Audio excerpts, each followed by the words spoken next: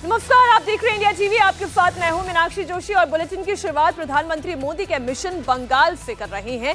प्रधानमंत्री नरेंद्र मोदी 2 दिनों से ममता बनर्जी के गढ़ बंगाल में हैं। प्रधानमंत्री मोदी आज नदिया के कृष्णा नगर में हैं और थोड़ी देर में प्रधानमंत्री मोदी जनसभा को संबोधित भी करने वाले हैं। साथ ही 15,000 करोड़ की परियोजनाओं की भी सौगात यहीं से राष्ट्र को समर्पित करेंगे।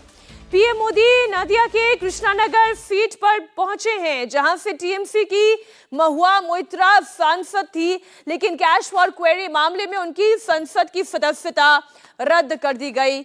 महुआ मोइत्रा को संसद में पैसे लेकर सवाल पूछने के आरोप में उनके खिलाफ यह एक्शन लिया गया। इसके बाद संसद की एथिक्स कमेटी की जांच में वो दोषी भी पाई गई। इसके बाद उनकी सदस्यता चली गई।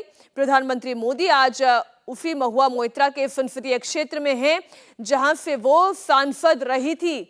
प्रधानमंत्री मोदी 2024 में मिशन 400 पर जुट गए हैं, जहां से उन्होंने कहा था इस बार बंगाल से ममता सरकार की विदाई तय है। आज प्रधानमंत्री मोदी नदिया के कृष्णा नगर में ही मौजूद हैं, जहां से वो ममता सरकार पर एक बार फिर निशाना साधेंगे और इसके बाद वो आगे बिहार की तरफ कूच कर जाएंगे। प्रधानमंत्री मोदी बिहार जाएंगे, इससे पहले वो औरंगाबाद जाएंगे। उसके बाद बेगूसराय में जनसभा को संबोधित करेंगे। लेकिन बात आराम बाग की भी हम करेंगे, क्योंकि आराम बाग में संदेश खाली को लेकर प्रधानमंत्री मोदी ने ममता बनर्जी पर जमकर निशाना साधा था। तो आज दूसरा दिन है प्रधानमंत्री नरेंद्र मोदी के पश्चिम बंगाल के दौरे का। कल वो आराम बाग में मौजूद थे और यहां से उन्होंने बंगाल की 10 सीटों को टारगेट किया था और आज ममता के गढ़ में ही वो मौजूद हैं और आज कृष्णा नगर से वो जनता को संबोधित करने जा रहे हैं।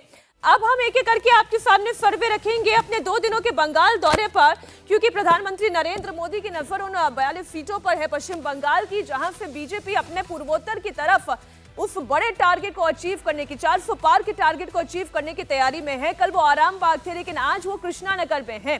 पिछले चुनाव में कृष्णा नगर से टीएमसी की महुआ मोइत्रा ने चुनाव जीता था।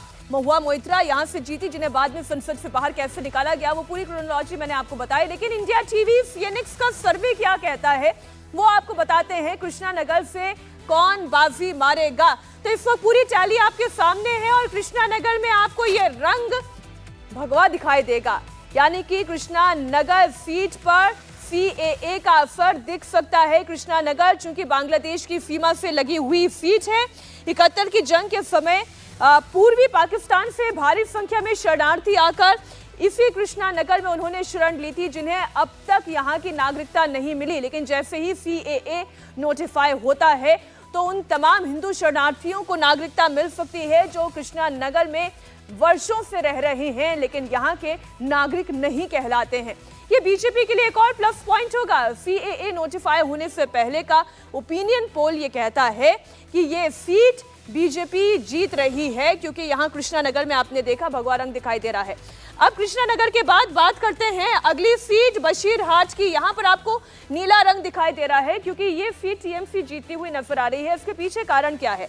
कारण आपको बता दें, बशीरहाट यानी कि ये संदेश खाली की सीट है। बीजेपी ने 24 के इलेक्शन प्रोजेक्ट की थीम जिस संदेश खाली को बनाया है वो बशीरहाट लोकसभा कॉन्स्टिट्यूएंसी में पड़ता है। 19 के चुनाव में इस सीट से तृणमूल की नुसरत जहां जीती थी, लेकिन जब से संदेश खाली का पूरा मैटर आया, नुसरत जहां कहीं नजर नहीं आई, बल्कि उनकी आलोचना जरूर हुई कि जब संदेश खाली की महिलाएं अपनी मांग उठा रही थी उस वक्त वो कहीं पर नाव चला रही थी, बोटिंग का लुत्फ उठा रही थी। संदेश खाली बीजेपी के लिए नंदीग्राम है और संदेश खाली की तरह नंदीग्राम भी छोटा सा ही एक कस्बा था, जहां से ममता बनर्जी ने लेफ्ट को उखाड़ कर फेंक दिया, आंदोलन किया। बीजेपी ने संदेश खाली को क्यों चुना, इसका हमने आपको कारण बताया। जहां से शाहजहां शेख का मुद्दा इतना हाईलाइट हो और ममता बनर्जी की पार्टी बशीरहाट की सीट अब भी जीतती हुई दिखाई दे, तो इसकी बड़ी वजह है वो मुस्लिम वोटर्स जो ममता बनर्जी के लिए रॉक सॉलिड खड़ा है। बशीरहाट में चूंकि 47% मुसलमानों की आबादी है, इसलिए बशीरहाट जो है वो ममता बनर्जी के लिए लकी साबित हो रहा है। यहां पर ममता बनर्जी की पार्टी जीत रही है। इसके बाद हम बात करेंगे कांथी में देखिए रंग एक बार फिर से बदल गया है। कांथी में आपको भगवा रंग दिखाई दे रहा है क्योंकि कांथी की सीट पश्चिम बंगाल की एक वो चर्चित सीट है जो कि शुभेंदु अधिकारी के पिता शिशिर अधिकारी की सीट कही जाती है। उनकी फैमिली के यहाँ पर कांथी में तूती बोलती है। पश्चिम बंगाल के जंगल महल इलाके में अधिकारी परिवार ने जिसे चाहा अब तक उसे वो जिताते आए हैं। तो शिशिर अधिकारी, शुभेंदु अधिकारी, ये सब ममता बनर्जी के कभी साथ हुआ करते थे, लेकिन परिस्थिति बदल चुकी है। अब ये ममता बनर्जी के खिलाफ है और चूंकि ये उनकी मजबूत सीट है इसलिए अब यहाँ पर ये चाली बदल जाती है और कांथी सीट पर बीजेपी की जीत दिखाई देती है। बंगाल के कृष्णानगर में प्रधानमंत्री नरेंद्र मोदी इस वक्त रैली को संबोधित कर रहे हैं और यहाँ से आज वो क्या घोषणा करते हैं उस पर हमारी नजर रहेगी। आपको सीधा लिए चलते हैं इस रैली में।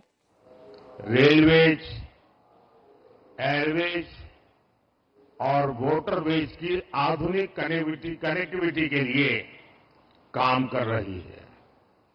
आज भी मैंने फरक्का से रायगंज के बीच नेशनल हाईवे 12 का उद्घाटन किया है, NH 12 का उद्घाटन किया है। इसमें करीब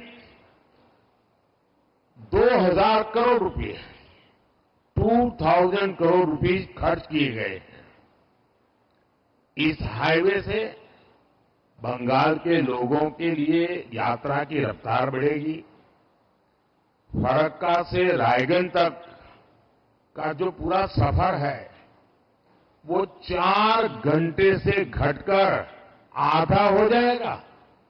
साथ ही इससे कालियाचक, सुजापुर, मालदा टाउन आदि शहरी इलाकों में यातायात की स्थिति भी सुधरेगी।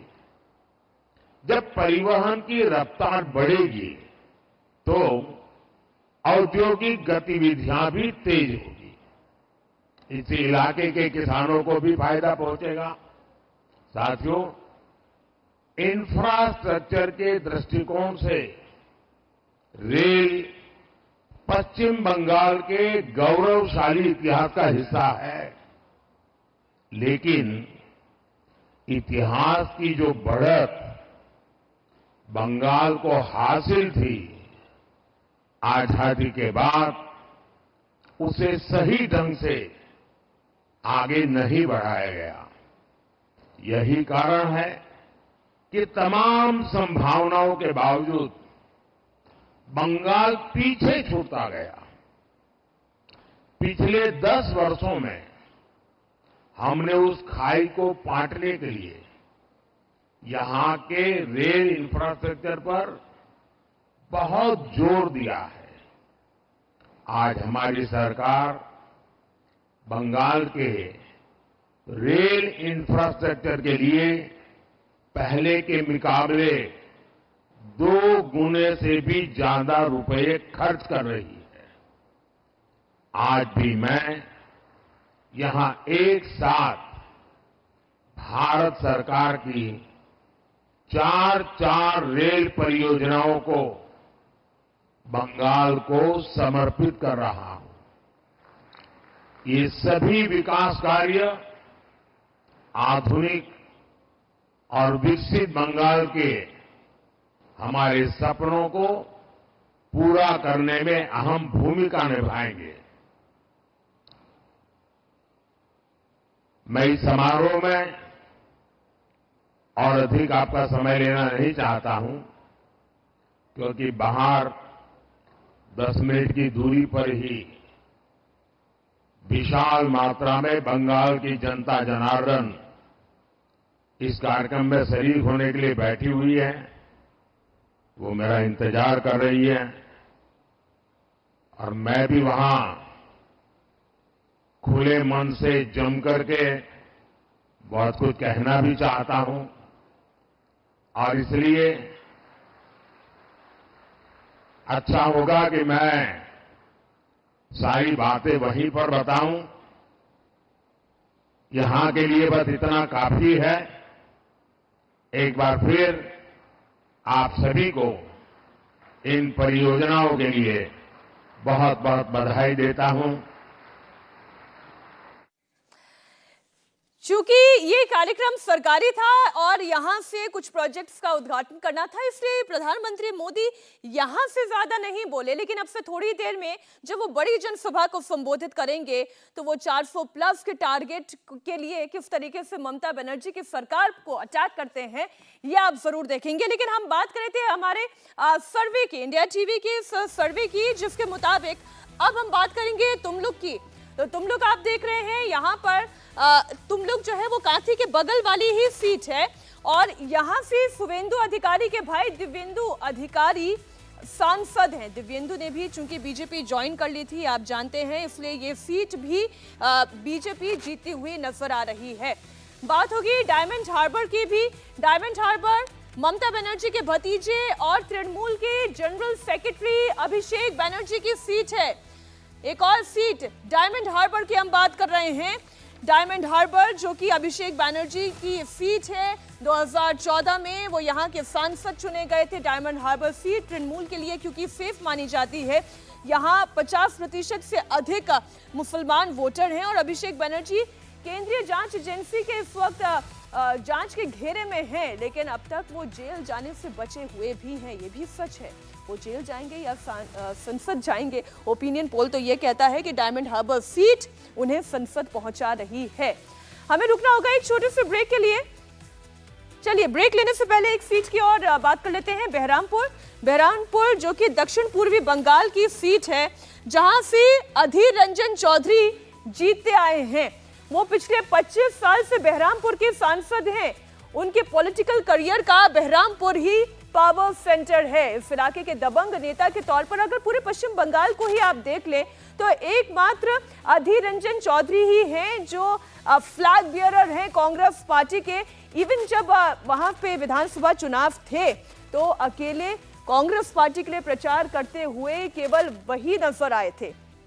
आसनसोल की भी बात कर लेते हैं। आसनसोल जो एक और सीट, आसनसोल जो कि शत्रुघ्न सिन्हा की सीट है।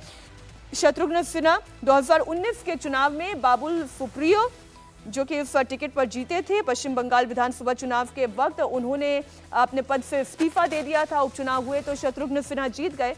चर्चा यह है कि बीजेपी केंद्रीय चुनाव समिति ने यहां से भोजपुरी सुपरस्टार पवन सिंह का टिकट फाइनल किया है। तो ऐसे में अगर आसनसोल की बात करें तो बिहार की एक और सीट घाटल की भी हम बात कर लेते हैं। आसनसोल बिहार की सीमा से लगती हुई सीट है, जहां पर चूंकि बीजेपी के वोटर बड़ी संख्या में है, इसलिए आसनसोल सीट ये बीजेपी की हो सकती है। बात करेंगे घाटल सीट की भी हम बात करेंगे। वो देखिए यहाँ पे नीला रंग आपको दिखाई दे रहा है। अभी तक इस टैली में काथी, आसनसोल, तुमलुक और कृष्णानगर ये 4 सीटें ऐसी हैं जहां पर बीजेपी जीती हुई दिखाई दे रही है। एक सीट बहरामपुर जहां से कांग्रेस, बशीरहाट, डायमंड हार्बर और घाटल यहां पर टीएमसी जीती हुई ओपिनियन पोल के मुताबिक दिखाई दे रही है। घाटल बीजेपी के पास स्टार पावर है तो तृणमूल के पास भी स्टार पावर की कमी नहीं है। घाटल से तृणमूल के टिकट पर दीपक अधिकारी देव लड़ते आए हैं और दीपक अधिकारी देव बांग्ला के लोकप्रिय अभिनेता कहे जाते हैं। घाटल की सीट से वो 2 बार जीत चुके हैं और ओपिनियन पोल ये कहता है कि वो तीसरी बार भी यहां से जीत दर्ज कर सकते हैं। ये बात हुई घाटल की। अब बात करेंगे हुगली की। बीजेपी की लॉकेट चैटर्जी की ये सीट है। लॉकेट चैटर्जी जो ममता बनर्जी की सरकार के खिलाफ सबसे ज्यादा मुखर होकर बोलती हैं, महिला चेहरा है पार्टी की, एग्रेसिव लीडर कही जाती हैं। बीजेपी के कार्यकर्ताओं की राजनीति का हत्या के मुद्दे पर सबसे ज्यादा अगर सक्रिय कोई नेता दिखाई दी है शुभेंदु अधिकारी के अलावा तो वो लॉकेट चैटर्जी ही दिखाई दी हैं। जमकर संदेश खाली मुद्दे पर भी उन्होंने प्रचार किया। हुगली की ये सीट बीजेपी के खाते में जाती हुई दिखाई दे रही है। भगवा रंग यहाँ पर दिखाई दे रहा है। हुगली के बाद बात करेंगे दमदम की। दमदम तृणमूल नेता सौगत राय की सीट है। ये देखिए टैली में एक और रंग भगवा का जुड़ता हुआ दमदम में बीजेपी जीती हुई दिखाई दे रही है। तृणमूल नेता सौगत राय की सीट ये ग्रेटर कोलकाता रीजन की सीट कही जाती है। यहाँ 98% शहरी मतदाता हैं। शहरी मतदाता, वैसे भी ये कहा जाता है कि ये बीजेपी का वोट बैंक होता है। शहरी मतदाताओं की संख्या दमदम में 98% है और मुस्लिम वोटर्स की संख्या 8% से भी कम है।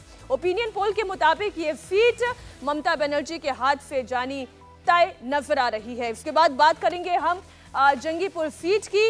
इस सीट से कभी प्रणब मुखर्जी चुनाव लड़ा करते थे। 2004 और 2009 का वो चुनाव जब प्रणब मुखर्जी ने इस सीट से जीता था, वो राष्ट्रपति बने, तो उपचुनाव में उनके बेटे अभिजीत मुखर्जी यहां से सांसद बने। 14 में सीट कांग्रेस के पास रही, लेकिन 2019 में तृणमूल ने खलीलुर रहमान को यहां से उतारा और ये सीट कांग्रेस से छीन ली। तो जंगीपुर इस सीट को लेकर भी जो ओपिनियन पोल ये कहता है, यहां पर एक बार फिर से टीएमसी जीत सकती है, यहां पर उनकी जीतने की संभावना ज्यादा है। आगे बात करेंगे ग्रेटर कोलकाता रीजन की 4 सीट एक साथ, ये टैली आप देखिएगा। जादवपुर, कोलकाता साउथ, कोलकाता नॉर्थ और हावड़ा, ये देखिए टैली बदल गई है। जादवपुर, कोलकाता दक्षिण, कोलकाता उत्तर और हावड़ा, आप देख रहे हैं एक साथ इन चारों सीटों पर टीएमसी का रंग आपको नजर आ रहा है। इसके पीछे कारण ये जादवपुर सीट की अगर बात करें, 2019 में तृणमूल की मिमी चक्रवर्ती इस सीट से जीती थी। मिमी चक्रवर्ती अभिनेत्री हैं, बहुत पॉपुलर भी हैं और इसके बाद उन्होंने काफी सुर्खियां भी बटोरी थी। लेकिन इसके अलावा कि हम इन सीट हावड़ा, कोलकाता उत्तर और कोलकाता दक्षिण की बात करें, तृणमूल के सुदीप बंदोपाध्याय कोलकाता उत्तर से पिछली बार जीते थे। ओपिनियन पोल के मुताबिक ये एक बार फिर से तृणमूल के पास जा सकती है। तो अब तक का कुल 15 सीटों की टैली हमने आपके सामने रखी। कुछ और सीट 5 स्टेट में 20 ठिकानों पर आयकर विभाग की रेड में बड़ी जानकारी निकलकर सामने आई है। 100 करोड़ की कार के पीछे कितने किरदार हैं, ये स्पेशल रिपोर्ट भी हम आपको दिखाएंगे।